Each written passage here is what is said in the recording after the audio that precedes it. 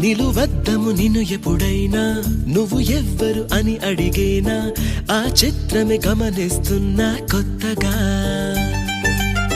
నువ్వు విన్నది నీ పేరైనా నిన్ను కాదని అనిపించేనా ఆ సంగతి కనిపెడుతున్నా వింతగా నీ కన్నుల మెరిసే రూపం నాదేనా అనుకుంటున్నా నీ తేనెల పెదవులు పలికే తీయదనం